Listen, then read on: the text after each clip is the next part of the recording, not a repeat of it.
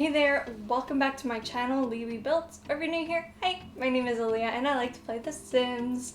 Today's video is a shell challenge hosted by SimsEclaire. This shell challenge is in celebration of her hitting 500 subscribers on YouTube. I am so unbelievably proud of her. I feel like I've known her in the simming community from like when I first joined, and so it's just lovely to see other simmers reaching some fun goals and great milestones, and this is my way of celebrating, is doing her shell challenge. So here we go. Shell challenge rules as typical: don't touch the walls, no CC, all packs are allowed, which I love because when I did my own shell challenge it was like I didn't have all the packs, so I know there's a few people who had like one or two items like a plant or like a lamp or something that I couldn't place. So yeah, it's nice that there won't be any issues for this. I can choose any lot type and you can raise the foundation. I think it was already raised, so I didn't change it. I just added like stilts as the foundation because we're in Sulani and it was like in the beach. You can add half walls or fencing, but do not replace walls with them. So I didn't do that. What I did is I added fences like around the back, I think, just to like make it so that you're not gonna just fall in the ocean. And then obviously this is due May 23rd, and to use the hashtag SimsEclaireshell, which you would see on this video, is that hashtag. So I think this was a really great shell challenge. I enjoyed the shape of the shell a lot. It wasn't too difficult, but it also was like fun and like still challenging. Like it was a good balance. Like I really enjoyed it. I truly did.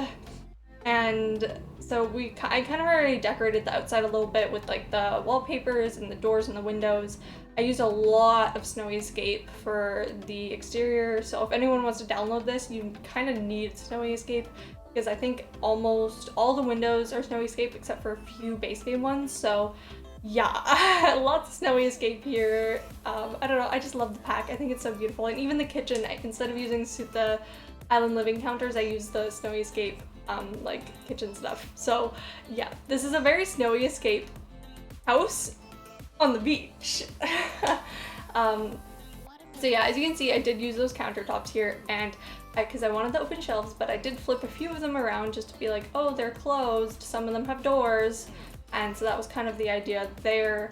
I do end up turning one of them back around because I put a dishwasher in, but it has the same effect of it like being a closed door, which works fine by me.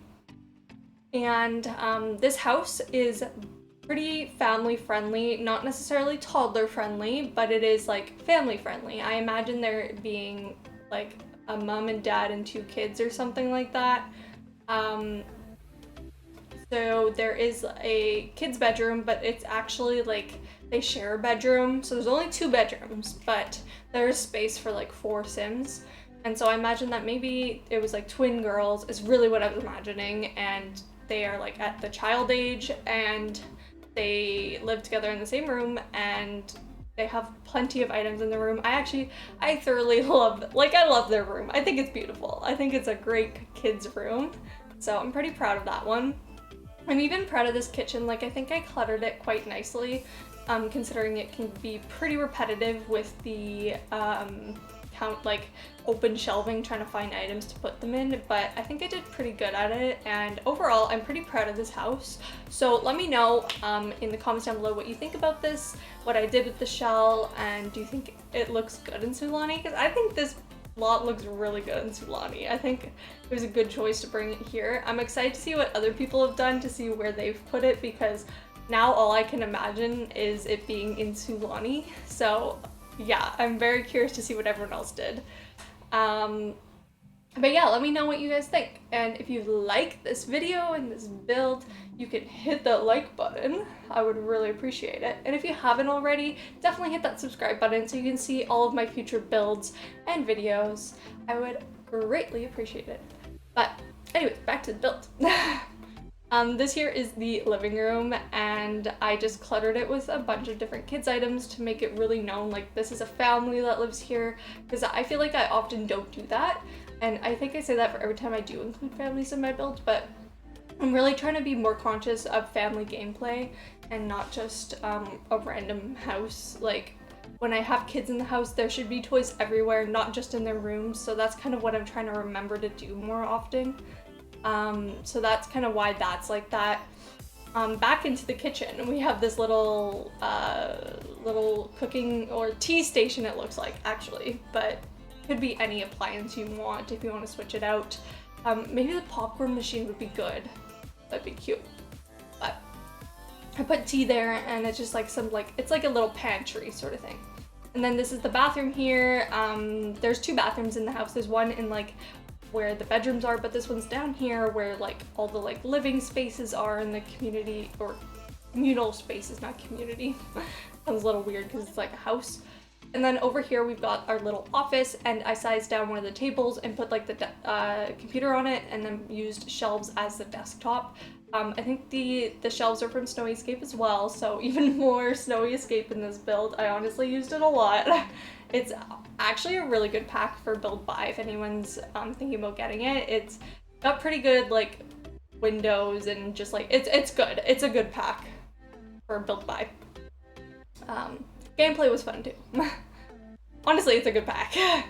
And then over behind, I just put some bookshelves and some clutter just to make it a little more full, more like a family lives here, like with some books and toys laying around. And yeah, basically that. I have there's 2 backpacks in the house because I'm imagining there's 2 girls, so I put one down here and one's in the bedroom upstairs.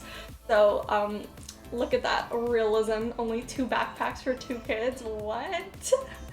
That's kind of funny that I do that, but I usually put 1 backpack per kid, even though it's all just decoration anyways. So I just think it's kind of funny that I do that. Does anyone else do that when they build? Like, they only put the amount of backpacks that would be relevant to the Sims that live there?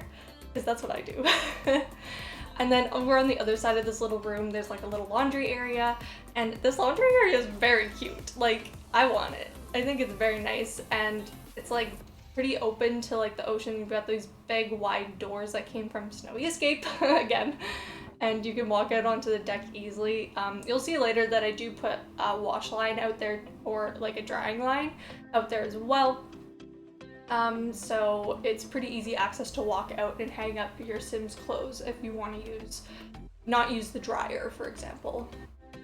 So this is the bedroom that I made for the girls, and there's 2 bedrooms here, and they share basically the whole room. I didn't really like separate it in half, very like mixed into each other. They've got different like skill building items. So I put like a craft table and then like a science table. The science table is quite large, so I did struggle with like the placement of all these different items, because I really wanted there to be like 2 dressers. I wanted there to be like a toy chest to be like, oh look, this is like, even though it usually has like toddler stuff, it's usually meant for toddlers. They're still kids, they can still use those toys. They have like a mix of stuff that they maybe would have been in a toddler room. So like, I'm kind of imagining them to be a little bit younger as a child. So like, I feel like maybe, how old would a child start at? Like maybe 7 or 6 or something. Like, I'm imagining they're like a little bit, like probably 7, maybe 8. And so they're still like, they have their toddler stuff, but they also have their like, oh, I'm almost a tween kind of stuff. So yeah, I think that room is very cute and perfect for like a twin girls. I think it's absolutely perfect for 2 kids. And then this is the parents' bedroom. I went for the like darker orangier wood in here because I think it looks so pretty when you're actually pairing it together.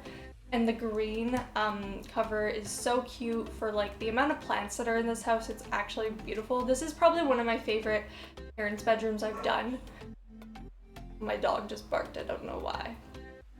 Sus. But I feel like I do a lot of parents' bedrooms very bland and brown and dark, because I find it really hard to do them if it's not like a young adult room, if you know what I'm talking about. So that one I think was actually really lovely, and I'm pretty proud of that, because that is, besides bathrooms, that's one of the rooms I struggle with. Although this bathroom I think is also pretty good. It's kind of a weird layout, but I think I worked with my space really well, and honestly, a lot of people's bathrooms are probably weird layouts that are just like stuck in nooks and crannies in their house. So, I mean, maybe it's realistic that I did it like this.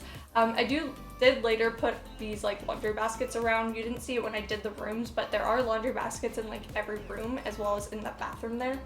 So because there is like a washer and dryer, I did remember, oh wait, I have to put these in. So I did go back and do that. I just didn't have that footage like in here.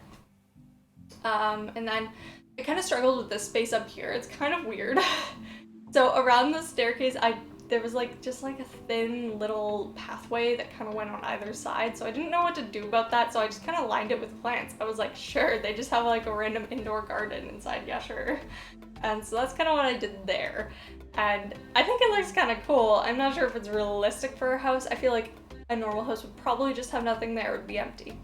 And then there was this awkward space here, and I was like, oh, I already did an office. What am I supposed to do? So that's what I'm saying, is I probably could have done a third bedroom in this house, but instead I made like a closet. Like if I had put the office up here and put the master bedroom maybe down like where the office and laundry area is instead, I probably could have fit a third bedroom, but I was already so far into this build that I wasn't gonna change it. So I just kind of made them this weird closet. They were like working with the space they had. They maybe have a lot of clothes, and I think it's actually a pretty cool looking closet, even though it's like in the hallway, but I tried to make it look a little more closed off. So I don't know. Maybe it's creative, maybe it's weird. I don't know. It's probably weird. And then over on the deck, just up top, there's a little sitting area, and the little table in front of the little bench couch thing has one of those like fires in the table. I think it's base game. Or, oh no, I just saw it, damn it. Maybe like Get Together or City Living. City Living sounds right. But it's a lovely item. And then I just decorated with even more plants around. They've got like this yoga area. I figured that was like a really good spot for yoga, just like outlooking the ocean over on this like open patio, and it's quite big. So I just kind of put like a bunch of plants to make it feel very like beautiful and serene. And so yeah, that's kind of what that was. The staircase actually, by the way, is outside on the bottom level, but inside on the top level. So the lighting may be weird just in that like Passover hallway room just because of that. And it was honestly the best place for the staircase, and because we're in Sulani, I figured it didn't really matter. And what we just saw there, sorry, I'm a little behind, was I put together the picnic benches, and so that's kind of where I imagine they eat their meals. I was talking about that earlier.